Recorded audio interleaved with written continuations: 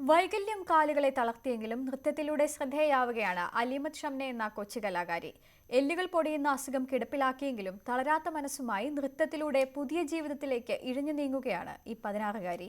ഇങ്ങനെ ഇഴഞ്ഞു നീങ്ങാനേ ഈ കൊച്ചുമിടിക്ക് കഴിയൂ. എൻഡോസൾഫാൻ ഉപയോഗത്തിന്റെ ദുരിതവുമായി പിറന്നു വീണെങ്കിലും വിധിയുടെ വിളയാട്ടത്തിൽ തളരാത്ത മനസ്സുമായാണ് അലീമത്ത് ഷംനയുടെ ജീവിതം. എല്ലുകൾ പൊടിയുന്ന ഓസ്ട്രോജെൻസിസ് ഇൻഫോട്രറ്റ എന്ന അസുഖം വേദന മാത്രമായിരുന്നു അലീമത്ത് ഷംനയ്ക്ക് സമ്മാനിച്ചത്. എന്നാൽ ആ വേദനകളെ ഇപ്പോൾ നൃത്തത്തിലൂടെ മറക്കുന്നു ഷംന.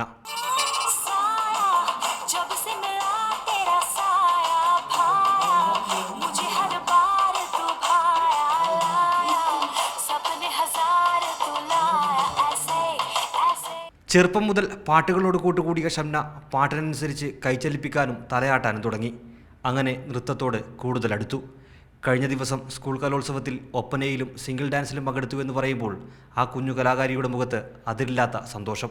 സിംഗിൾ ഡാൻസിന് അധികം കൂടിയിട്ടുണ്ടായിരുന്നത്, പിന്നെ ഇപ്പം ആദ്യമായിട്ട് ഒരു ഒപ്പന ഡാൻസിന് കൂടിയത്. അങ്ങനെ ഫസ്റ്റൊക്കെ ടഫായിരുന്നു, പിന്നെ പ്രാക്ടീസ് ചെയ്തപ്പോൾ ഈസി ആയിരുന്നു.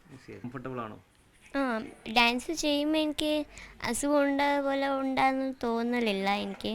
വിധി സമ്മാനിച്ച വൈകല്യത്തെ കലയിലൂടെ മറികടക്കുന്ന ഷംനയ്ക്ക് സ്കൂളിൽ നിന്ന് പ്രോത്സാഹന സമ്മാനവും ലഭിച്ചു. കൊച്ചനുജൻ ഹസനും തൻ്റെ അതേ അസുഖമാണെന്നതാണ് ഷംനയെ ഇപ്പോൾ നൊമ്പരപ്പെടുത്തുന്നത്. പക്ഷേ ചേച്ചി നൃത്തം ചെയ്യുന്നത് കാണുമ്പോൾ ഉമ്മയുടെ ഒക്കത്തിരുന്ന് ഹസനും ചിരിക്കും. സ്കൂളിലേക്ക് പോകാൻ കഴിയാത്തതിനാൽ 7ാം തരം വരെ അധ്യാപികമാർ വീട്ടിലെത്തി പഠിപ്പിച്ചു. ഇപ്പോൾ തൻബീഹുൽ ഹയർ സെക്കൻഡറി സ്കൂളിലെ 8ാം ക്ലാസ്സിലാണ് അലീമത്ത് ഷംന എന്ന കൊച്ചുമിടുക്കി പഠിക്കുന്നത്. അനിൽ നീലേശ്വരത്തിനൊപ്പം പ്രദീപ് നാരായണൻ, ന്യൂസ് 18, കാസർഗോഡ്.